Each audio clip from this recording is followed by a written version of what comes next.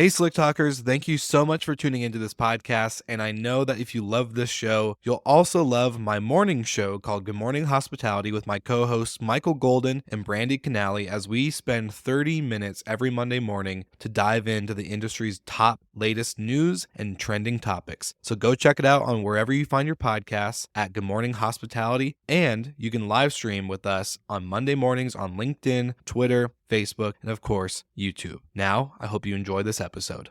Like the interesting part of our story and journey so far is that, after actually insuring, 4 or 5 million nights worth of bookings, we realized that insurance, at least the traditional approach to insurance, is just not the answer.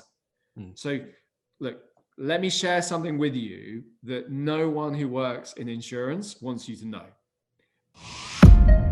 Welcome to Slick Talk, the hospitality podcast where we discuss all things hospitality, hotels, and business. You can find us online at slicktalkthepodcast.com and on every podcast listening platform.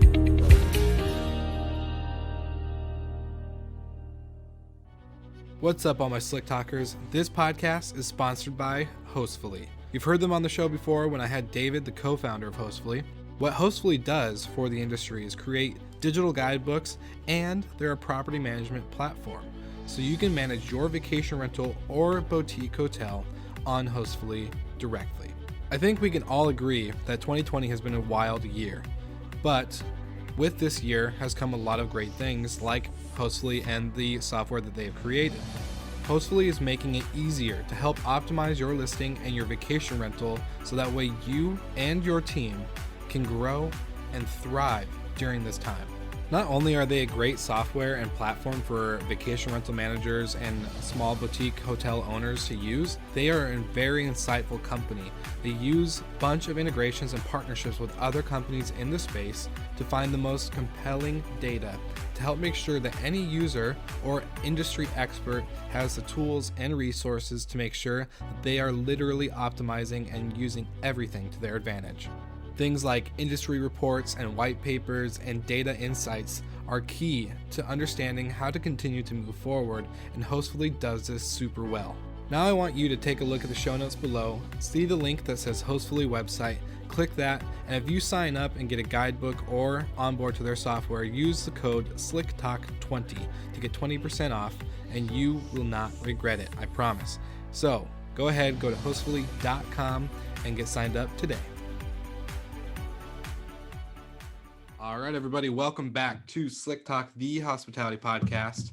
I'm your host, Will Slickers. Like always, never going to change unless I die and somebody takes over. But I'm here with Humphrey, who is the co-founder of Guardhog. And if you've been following along some stuff that's been going on, we had Leo Walton, who was also with Guardhog. He was on the Good Morning Hospitality show. So we're doing a little bit of a tag team here, going back and forth between co-founders and all sorts of stuff. So I'm excited to have you on podcast. Thank you for taking the time, of course, to record with me, and welcome to the show. Well, it's brilliant to be here, mate. Thanks very much for having me. Of course. And I'm pretty sure my audience is really tired of me saying this, but back in March when we were at the Short Stay show, this has been a common theme from a lot of episodes since then. But it's a lot of people we met, a bunch of people like Damien Sheridan from the Book Direct show, and a bunch of other people that met in London, got to meet, get to know a little bit. And then here we are, 9 months, 8 months, 10 months down the road, all finally getting on the show. And you were one of those people too. We had a brief interaction at your guys' Guardhog booth. I got to learn a bit about what you guys do. But I think for the audience sake, I would love for you to kind of explain a little bit more about you, since that they didn't get to meet you in London like I did. So you want to know who the real Humphrey Bowles is? I mean, man, that's a pretty deep question to get going with, isn't it? Yeah, exactly. Wow. We're going to start out deep and just keep it going. Nice. Well, look, so I live in the UK, London, and then in the country in Somerset. And yes, I'm a Brit, so I don't know whether that's a good thing or a bad thing for your audience. I'm married to the brilliant, talented, incredibly patient Hattie, and we've got 2 kids, 5 and 1, another on the way. Help me. Oh, And then congratulations. we've also got 2 dogs, 1 cat, and 3 goats. And if you want an insight to our life, like we decided we get some goats on a Saturday and we had them on by the Sunday. So life moves pretty fast. What else? So we've been Airbnb superhosts since 2016. And it's totally fair to say that we live, love, breathe, smoke, drink, you name it, this industry. I mean, look, this year in the first lockdown, we converted an old 14th century barn into two quirky units. And in the second lockdown, we've literally just completed converting a pig shed into a beautiful little boat hole. So if anyone wants to come and experience having breakfast with goats, you know where to come. And then look, how did I end up here? I guess that's a much more interesting conversation. So I don't know. I kind of want to hear more about the goats and breakfast with goats, but I keep going. I love it. This is great. hey, look, well, Larry, Barry, and Harry would love to have breakfast with you. Just bring some nuts and carrots and that kind of stuff, and they'll keep you company. Oh, that's awesome.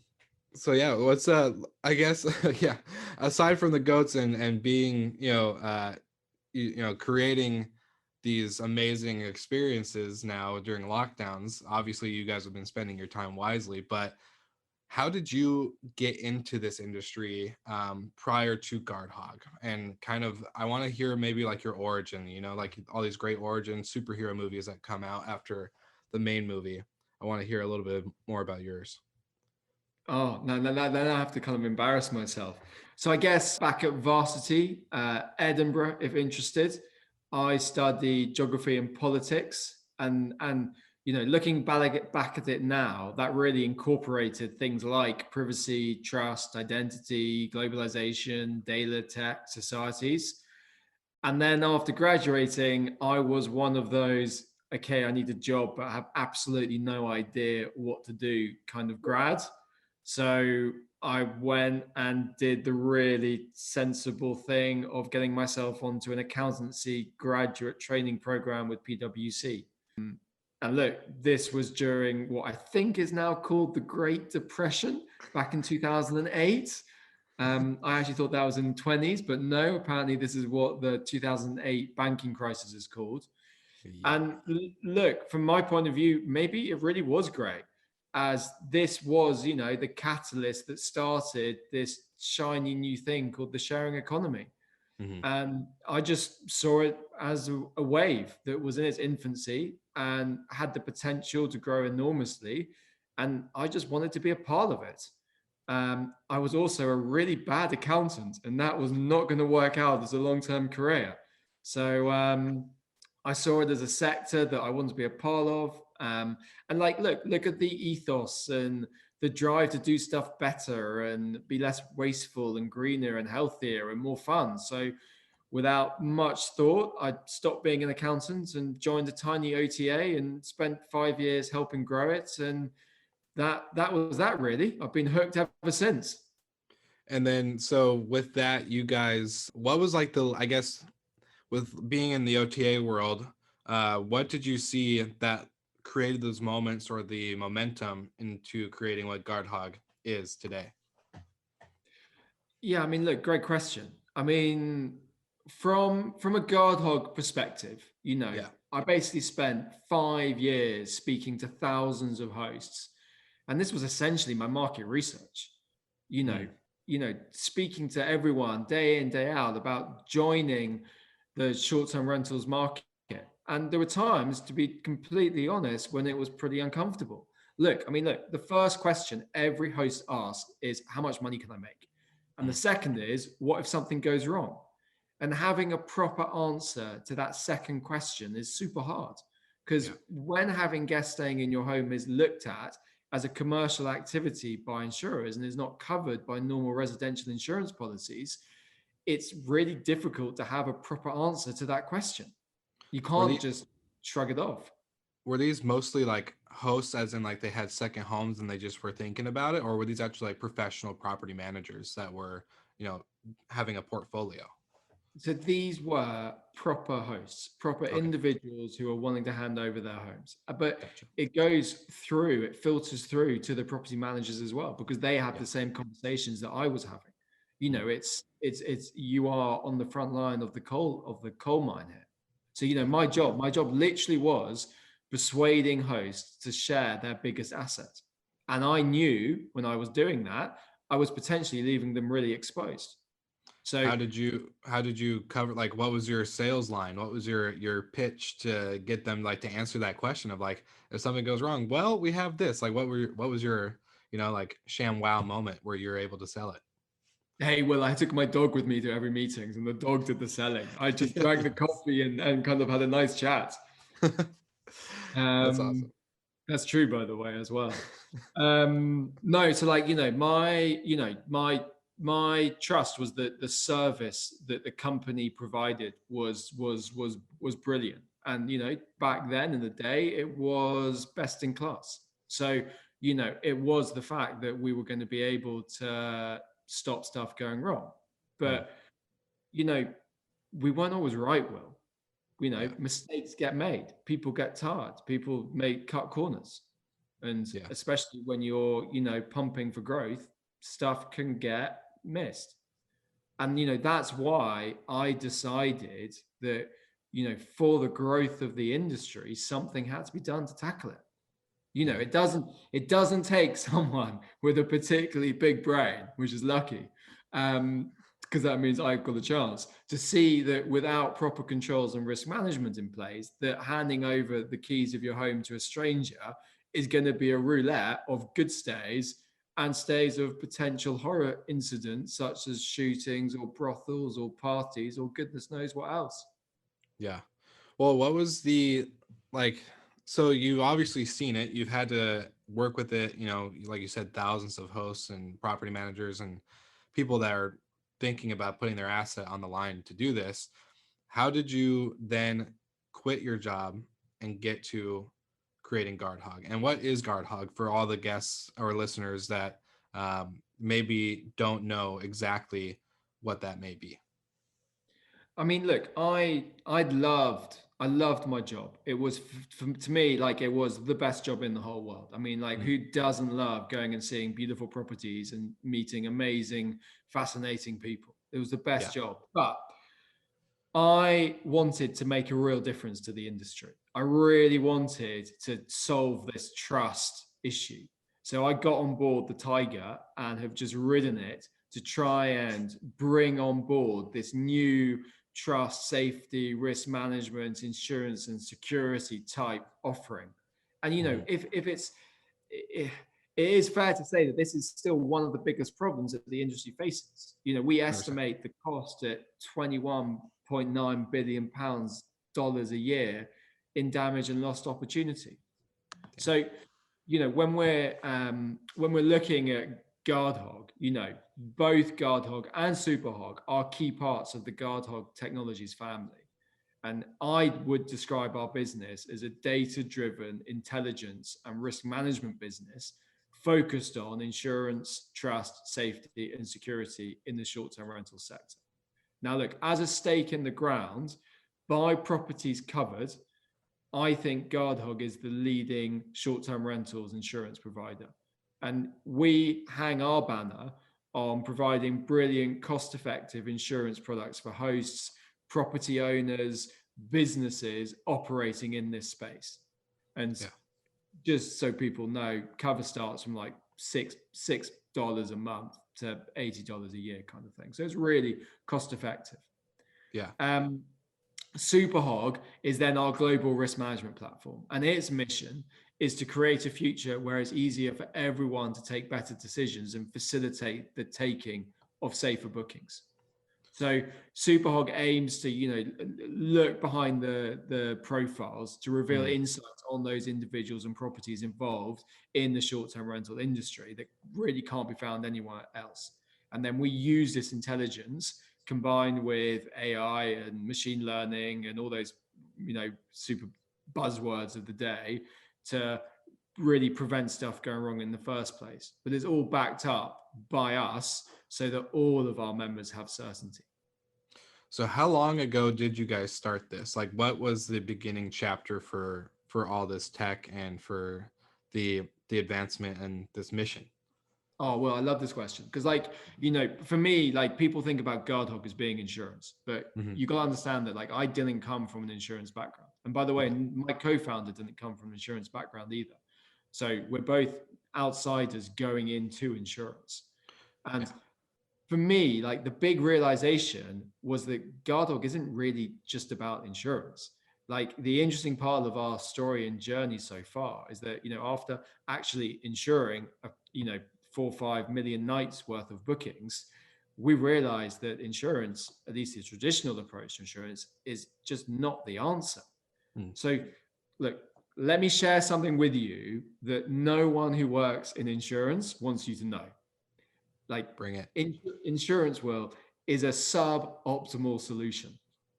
Like, put it simply, no one likes making an insurance claim. They prefer their stuff or their house as it is. Like, they Mm. don't want their home to burn down.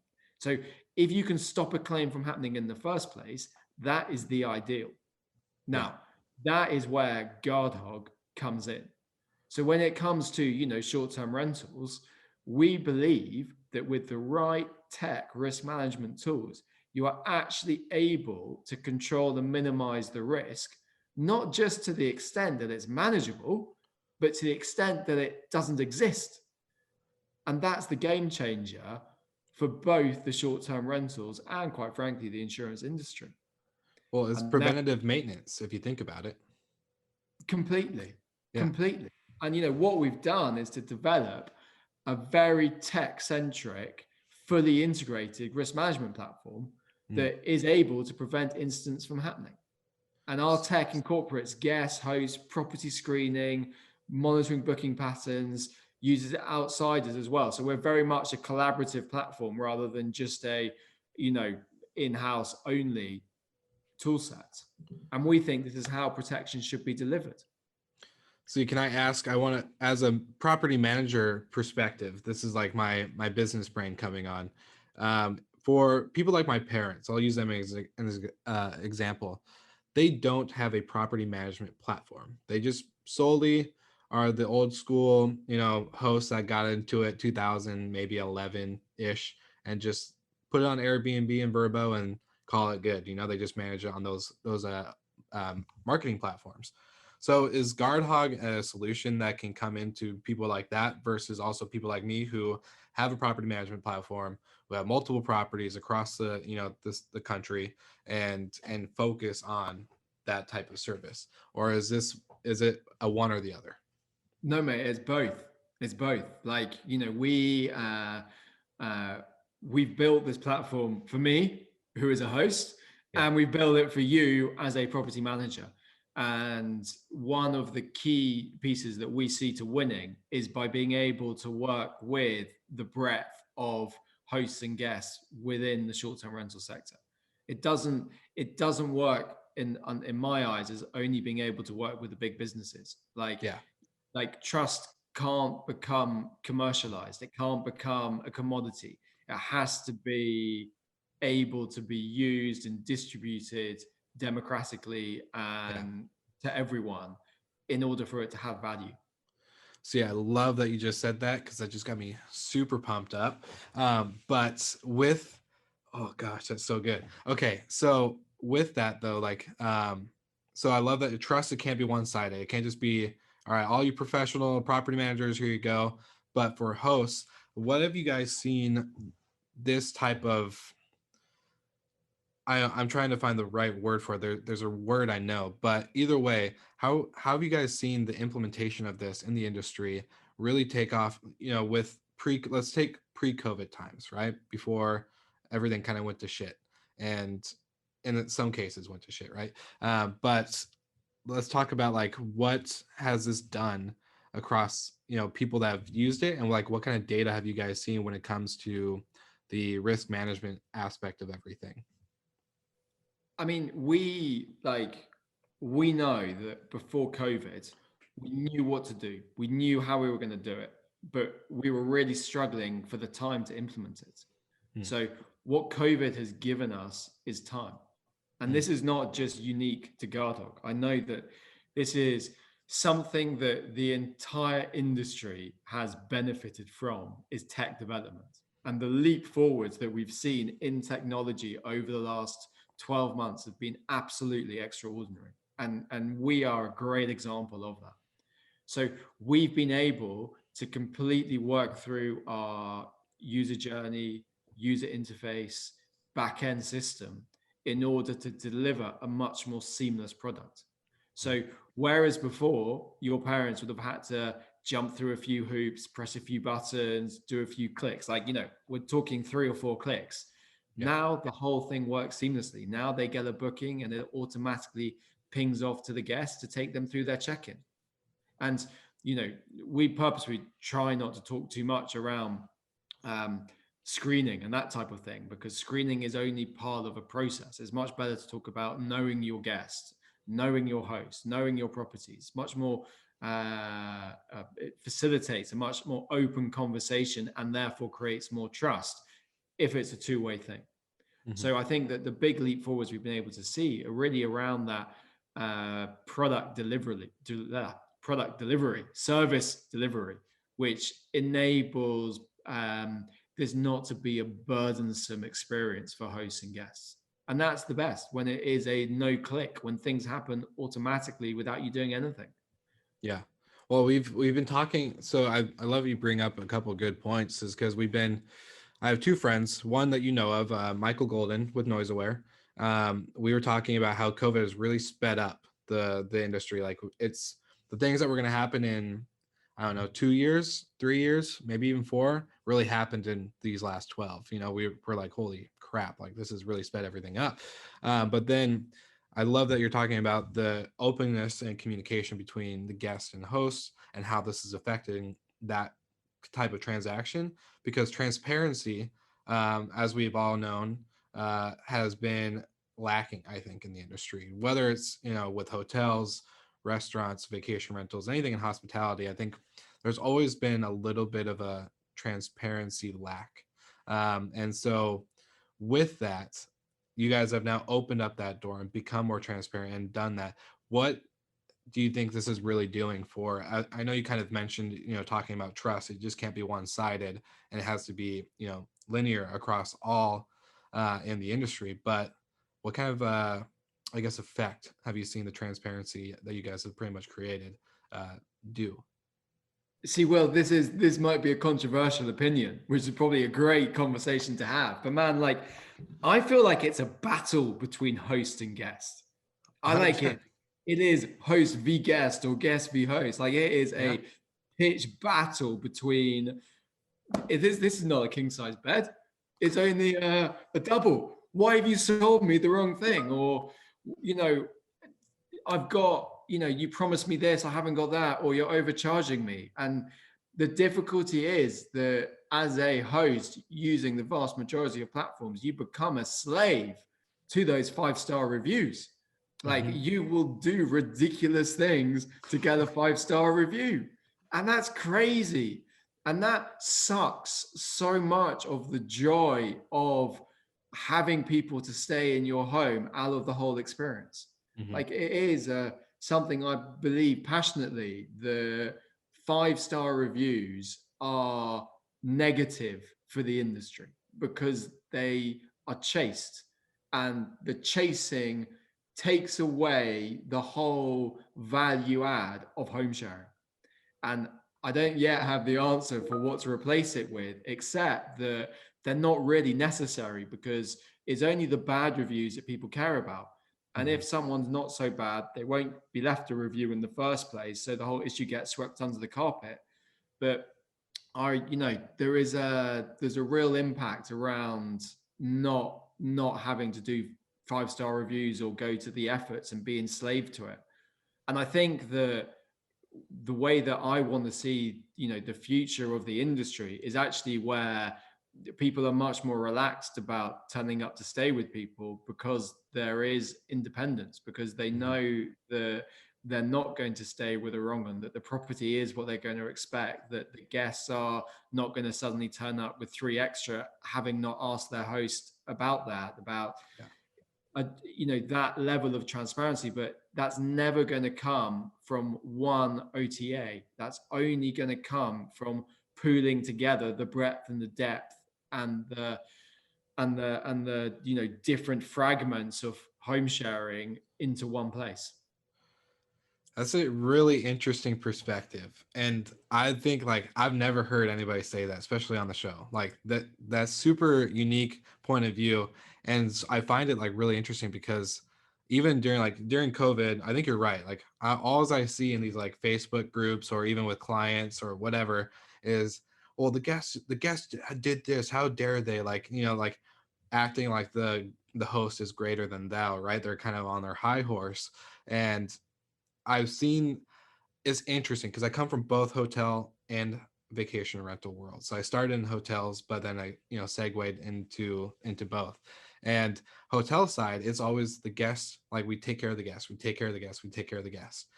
Vacation rentals, I like hosts or property managers. I've seen kind of in the like, there's those that are like all about the guest experience and they don't chase that 5-star review. They're just naturally, you know, they're on top of their stuff. They have good quality. They're good communication, great systems in place. All that stuff is good. Um, but then there's those hosts that are like, this guest left a diaper in the trash and I can't believe they did that. Like, oh my goodness. And they freak out about this whole thing and go off. And it's like not really hospitality. It's like they expect people to stay and not touch anything and be perfect and make the bed after they check out. So it's like it's really interesting to see people that are like that. But then going into what you were saying with not having to worry about like the guest bringing in three other people or whatever, because like with hotels, I never question like when I'm staying in a Marriott hotel, like I never question if my room's gonna be clean, if the check-in's gonna be nice and pleasant. Like I know what to expect. There's standards, there's quality control, the property's well maintained, the linen's great, the beds are great, all that stuff. With vacation rentals, there's such a diverse, inventory, huge. Yeah, but it Like, comes down to price, doesn't it? It comes down to price and what you're paying. And yeah, if you're paying $100 a night to go and stay somewhere, you should expect a whole different ball game than if you're paying 250 or 500 or 1,000. And yeah, that's the key. In some places, you'll find are beautiful, but you're only paying $100 because the host, quite frankly, wants very little to do with you, and he just wants you to turn up, enjoy the place, and then disappear. mm, And others where you'll pay a bit more and you'll get the full champagne on, how you doing the next morning. Okay, the coffee wasn't quite great. Let me go down to the Starbucks and get you a fresh coffee. yeah, But it's all about those expectations, isn't it? It's all about setting those expectations before people turn up so they yeah. know what they can expect. But it's still the price. People still pay money to go and stay. And therefore, there is always going to be an element of service. Interesting. So, do you think this is going to change the?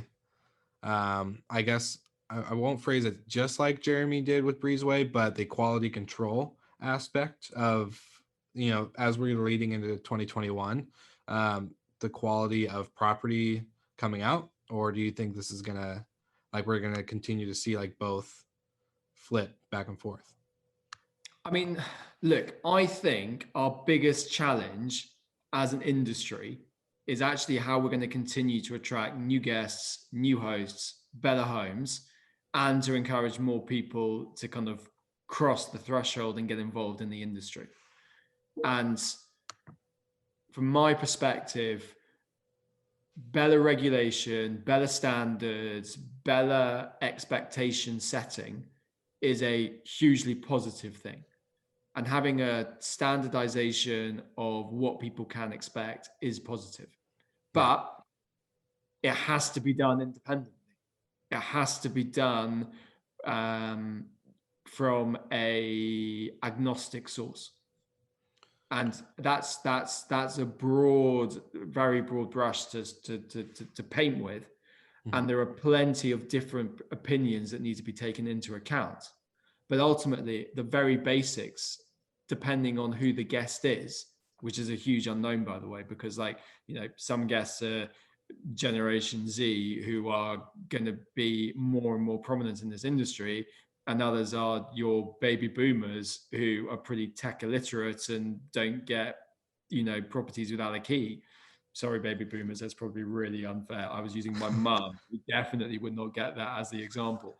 um, But like, the industry is so enormous and spans so many different types of personas that it's just impossible to nail it down to one or the other. So ultimately, the only thing you can do is to try and set in the pre-booking blurb what kind of host you are, what kind of service you provide, and what guests can expect. And then have some sort of moderation, whether it's Breezeway, which are brilliant, by the way, or whatever it might be, independently adjudicating it.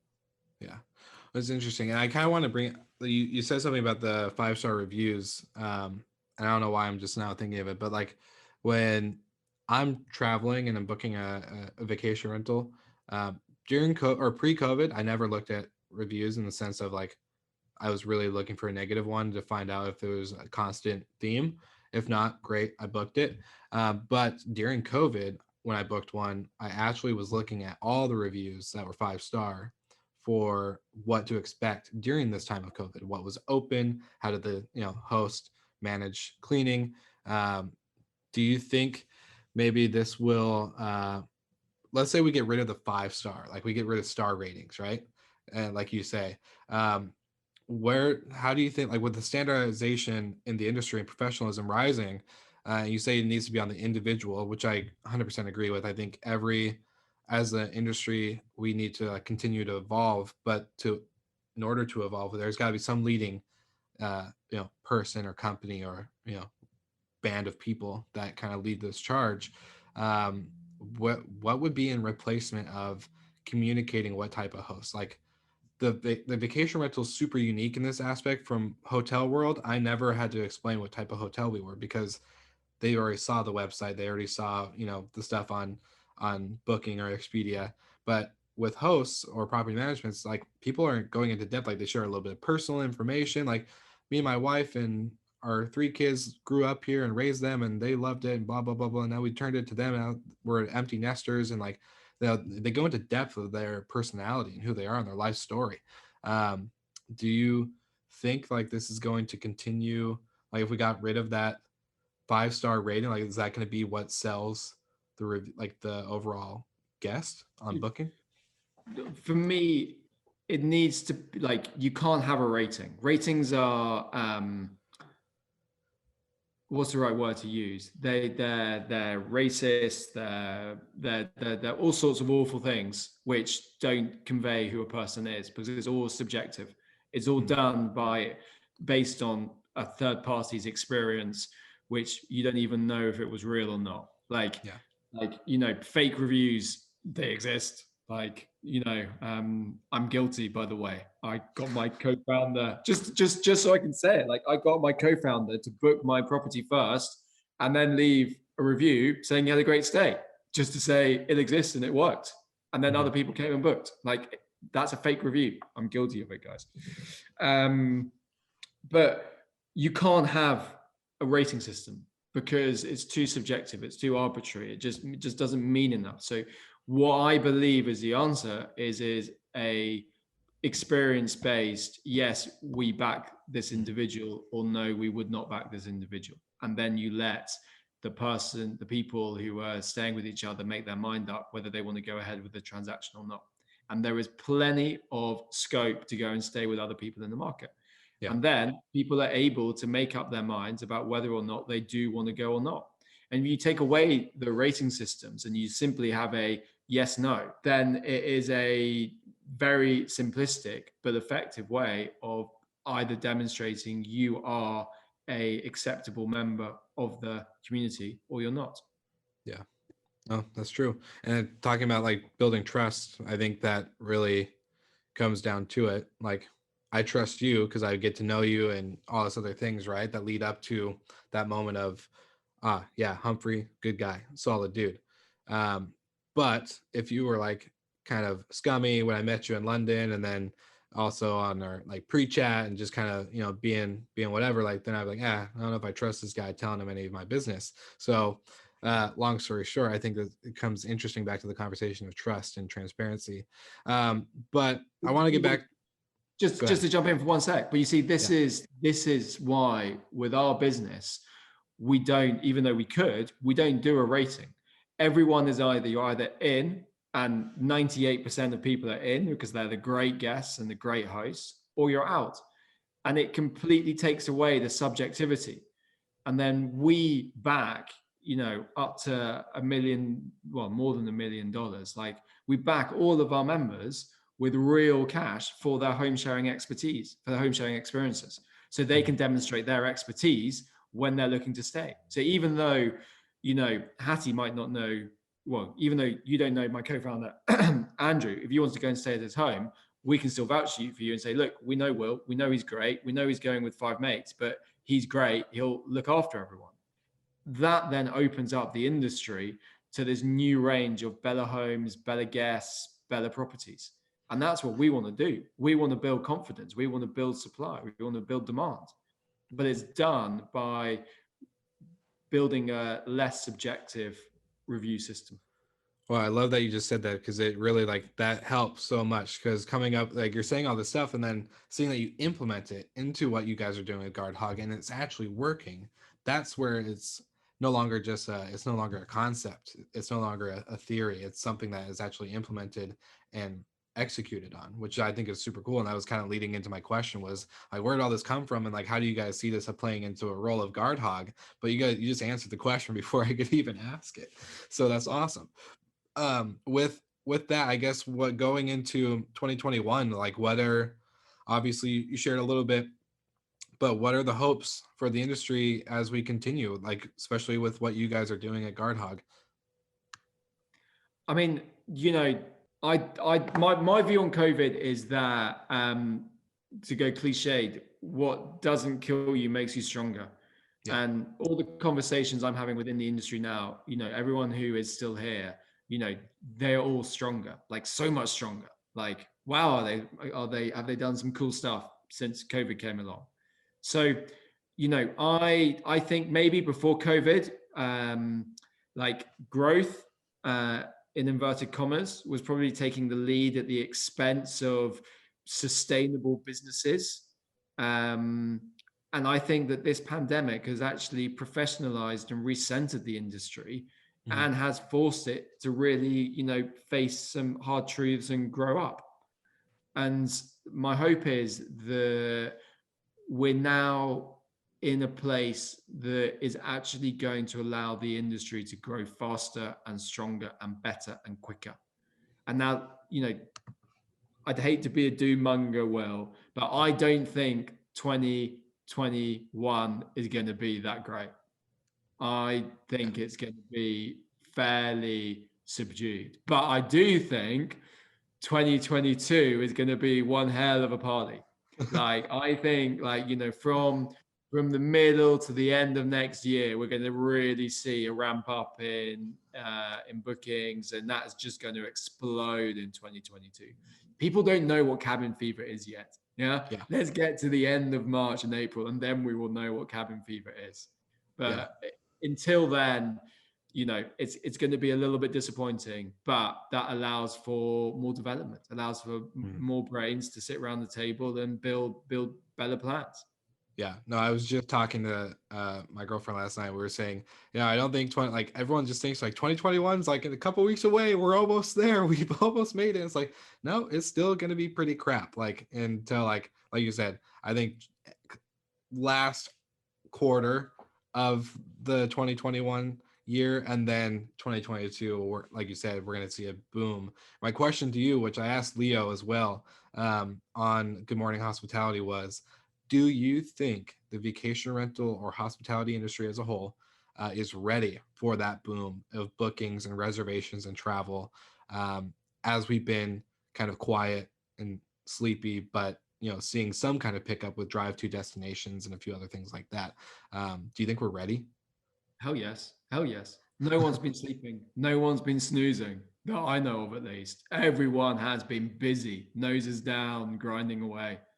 Like, this is a cutthroat world and industry. Yes, we get on really well. We love each other. It's fun to hang out. It's fun to chat. It's fun to see how everyone's doing. But it's cutthroat. And anything that you can do to get ahead, people will do. And, now is the time to implement um, upsells, cross sales in the right way, mind, in the right way. But now is the time to really put in place the tools that are going to make your business go faster, go quicker. Because if you don't, someone else will. And by the way, they already are. Yeah. And therefore you're missing out. So if you're not doing it, you're missing something. And that, you know, it's the same with us as well. There's always new tech, there's always new stuff that we're building. And that's the fun, that's the joy. That's, you know, that is the industry that we're working in. And geez, it's a good one. Now, this is a random question. I've been working on this like other idea for the show. Is it about But goats? yes, it is actually. I'm just kidding. No, but I have been, so long story short, been creating this concept that we did the awards for earlier this year called the Destination Air Award. And the definition is people that are wired to create remarkable experiences that are anticipated and shared. Now, I've been wanting to ask a lot of my guests on the show, friends, entrepreneurs in the industry, outside of the industry, this question. Do you feel like you are wired to create, or did it somehow come to become like that? Like you were wired from the beginning to create, and like you just said, you're creating new things. There's always new tech. There's always innovation. That's the joy, the excitement. Do you feel like you were wired to do that from the beginning, or did it just kind of become as time became on? I put myself in the wired camp. Awesome. That's what I just wanted to know. Yeah, no, I put myself in the work camp. Always, always have been. Always. That's fun. Perfect. Yeah, it's just like I know another podcast out in the world called Born or Made. So we're born this way or we're made this way throughout time. But I like the wired to create option. But my last final part of the episode, and we won't take up any more of your time, but want to know, what can we see, what is going on with Guardhog currently that you would love to share with the audience? I think that, we care passionately about this industry, and it is tough times, Will. It is tough times. But, we started a competition, and the competition is tell us why you deserve it. So that's about as hard as it gets. But we really want to help some business. Doesn't have to be in the UK. It is global. Somewhere, an SDR business, doesn't have to be property management, but it can be whatever, just focused on the SDR industry. And we want to help them get through the next 6 months. And the way that we're going to help them get through the next 6 months is there's a £10,000 cash prize to a business, which we're going to give away at the end of Q1, Q2 next year. And we just love anyone out there who's listening to this, who's going through a hard time, just to go to Guardhog, go to the Business Boost and take a punt, because you never know, it could be you. And we've got a brilliant guy who's doing the judging for us. So it's not just Guardhog, brilliant guy doing the judging. And we'll do a live reveal at some point, beginning of Q2, to let you know who's won it. But that is our way of trying to help the industry grow and accelerate. If the borders open up early, can I come and watch you guys do the announcement with the goats? Well, you'd be delighted to come and stay with the goats. Maybe we can even get the goats on hand to kind of whittle down a random shortlist or so. Maybe we can have a goats winner and an actual winner. No, that'd be perfect. Well, no, I think that's amazing that you guys are doing that for the industry. That's one thing that I admire and like fell in love with hospitality as a whole, but specifically the vacation rental world, of the ability to give back and just like constantly always looking to do that. So thank you guys for being a part of that. For all the listeners, I will tag the Boost campaign in the show notes, so that way you don't have to go on Google or do anything. It's really going to be easy right there, the click of a button. So don't miss it. Go submit if you're going through a hard time. And Humphrey, I just really appreciate you taking the time to chat with me today. You're a really fascinating guy, so I think it's been really fun. I've had a couple good laughs. I'm looking forward to when the borders open, to meet you in person once again, and then of course have a couple maybe more than a couple drinks once all this is kind of behind us. And yeah, thanks for just being on the show, man. It's been great. Well, I loved it. Thanks for having me, and can't wait to catch up in 2022. I'll see you then. Thank you so much for listening. We love your support and want to provide the best we can to all our listeners. So please find us online, social media, and on Spotify, Apple Podcast, and Google Podcast.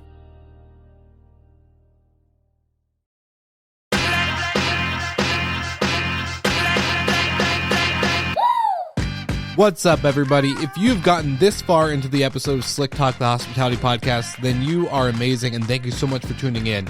We want to send you two places really quickly. If you can, check out the show notes and click the hospitality.fm link. Check out all of our other shows on the podcast network. And don't forget, if you have someone that you want to hear on the podcast, then fill out the guest fill out form so that way we can get them on the show. Thank you so much for tuning in, and I hope you enjoy another episode of Slick Talk, the Hospitality Podcast.